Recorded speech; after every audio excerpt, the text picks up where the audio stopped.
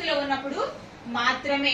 ఈ సాతానుడు ఏం చేస్తాడు? ఎప్పుడు మనల్ని శోధించేవాడుగా, పడవేసేవాడుగా, అర్ధాంతరంగా మన జీవితాలను ఆపవేసేవాడుగా, అర్థం లేకుండా మన జీవితాన్ని ఉంచేవాడిగా చేస్తూ ఉంటాడు.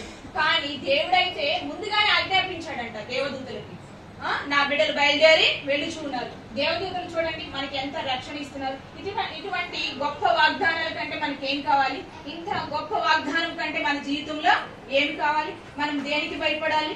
క్రీస్తుని మనం ఆరాధించేవారుగా, ప్రచురించేవారుగా ఉండాలి. క్రీస్తు గురించి ఇతరులకు చెప్పేవారుగా ఉండాలి. నెక్స్ట్, నీవు సింహములను, సింహము ఈ లోకంలో సాతాను గర్జించు సింహము వలె ఎవరిని మృంగుదునా అని చెప్పి అటు ఇటు తిరుగుతూ ఉన్నాడంట.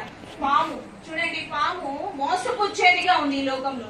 ఆనాడు అవ్వను కూడా మోసపుచ్చింది కదా, అవ్వా అని చెప్పి చాలా స్వీట్ గా స్మార్ట్ గా మాట్లాడతాడంట సాతాను.